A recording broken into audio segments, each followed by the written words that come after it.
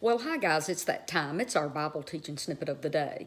Yesterday in my teaching, I made some comments and I said might surprise some of you that there are ancient writings about the Passover and even the departure out of Egypt, where this event, it does not record them slaughtering any lambs at all, or eating the lamb, or putting the blood over the doorpost, and that the plague that took so many lives did not take all the lives of the firstborn, but instead it took the lives of many, many of the Egyptians. And Moses prophesied to the Pharaoh that his firstborn son would be included in those people who would die in the plague.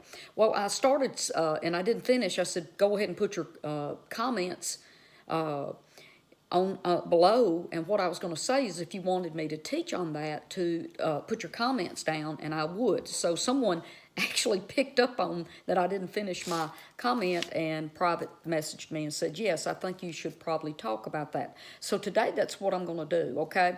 Now, I'm not going to give you every single detail of all the different writings I've read and all of that, but I think it's very important for us to ask questions, okay?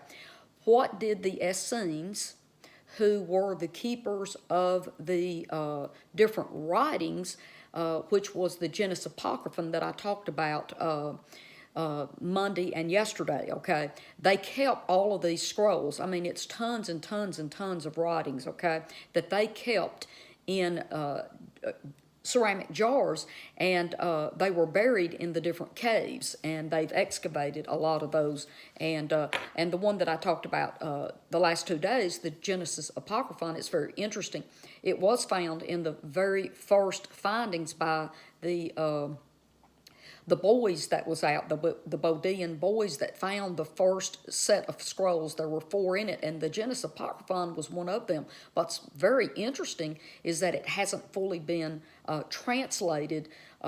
Just a small section of it was in the beginning, and then it laid aside for years, and this is 1946, and then somebody's translated a little more in 1991, I believe is the date, and then some more in 2005, so it's been a very slow process. What I talked to you about the last 2 days has not been around that long, okay? But here's what I want to do. The questions that I think we should ask is, what did those people, the Essenes, what writings did they have that they did not believe in killing a Passover lamb? Because now look, guys, I'll tell you right here, the way that our Bibles read, it says right here in Exodus 12 that it says here that this would be done every year on a certain month from now on, a perpetual thing that went on. And if that is actually an accurate writing, why in the world would the Essenes and the Ebionites and the Nazarenes not follow that? Well, it tells me they had some other writings that didn't agree with what was being followed by the Judean Jews, who would have been the Sadducees and the priests that you see Jesus talking to, okay? So here's a few more questions we could even ask as well, okay? Let's see. Let me find my questions, okay? What about when we're told that they are to take 1 lamb per household? Now, let's talk about this real quick. These are slaves. They are not free people. They do not get paid for their labor. So they are broke, they're poor, they're abused, they're beaten. If they don't do enough work, many times they would get a beating, and even after a time, they would be put to death because they were not productive in the Egyptian society, labor force, right? So these slaves did not have money. They were not allowed to own property. It is estimated that there was between 2.5 and 3.5, somewhere in that number, 3.5 up to 3.5 million million Israelites leaving the Egyptians' bondage and coming out of Egypt, okay? Where in the world, okay, will you find in a slave camp slaves who own between 250 and 350,000 animals, lambs. The slaves were not they were not allowed to own cattle and goats and chickens and all of that stuff. That's why they were craving what they termed the flesh pots that they would get in Egypt, because they never did get to eat meat, and every once in a while they did get to eat meat because one of their slave owners would reward them with that. Okay, but that's a good question. Where would they have gotten all of these lambs to slaughter in that one night? And what do you think the Egyptian slave owners would be doing about that, with all of that going on all at the same time, for hours of killing and slaughtering and cooking lambs? Don't you think that would look very strange and odd? Okay, so those are some questions. Okay, and here's another thing. If they already had so much livestock, not that they did, because it's impossible that them being slaves, they would have that, okay?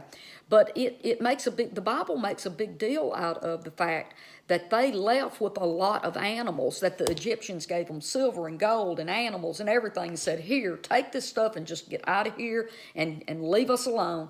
We don't want to deal anymore with the God that you are worshiping and serving. Okay.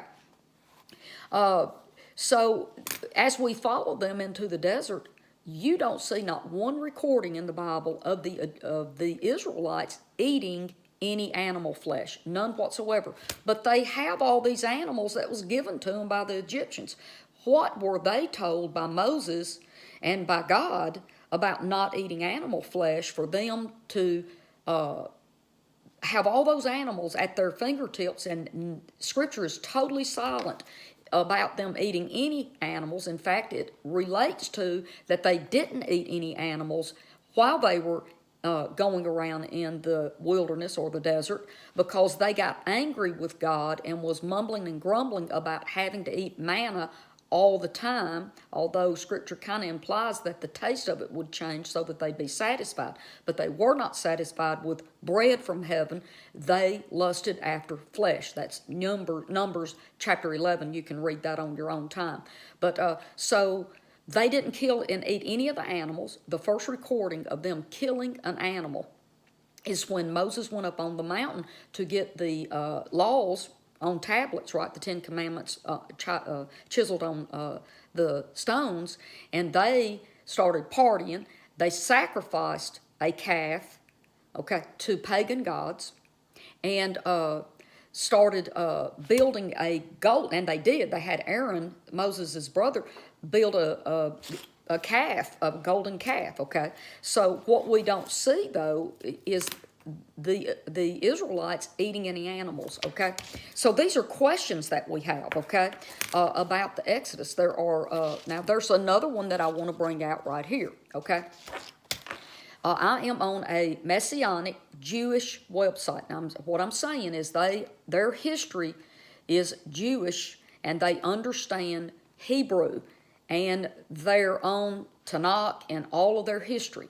And this gentleman writes that the lamb in the Exodus account, where they sacrificed the lamb, he goes at it with this. It says, if you are familiar with the Passover story, you will know that the killing and eating of the lambs is a pretty central part of their history.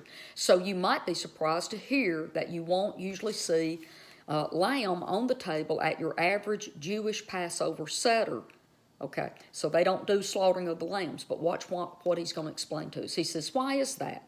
It says, because one lamb, and only one lamb, was sacrificed for all of the Israelites in that account.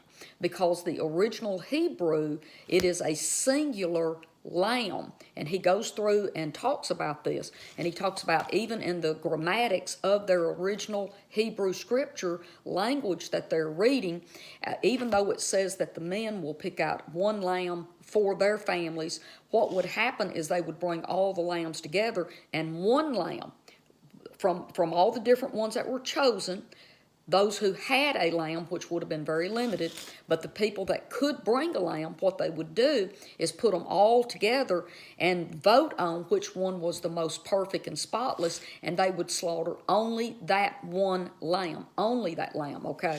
And so that is what he writes on his website, okay? Now, he makes a good point here. He gives us 3 more scriptures to verify that it is actually a singular lamb. And it's going to be Leviticus. He didn't write down what part of Leviticus, but later in Leviticus 23, we read that the priest slaughtered 1 lamb for every one.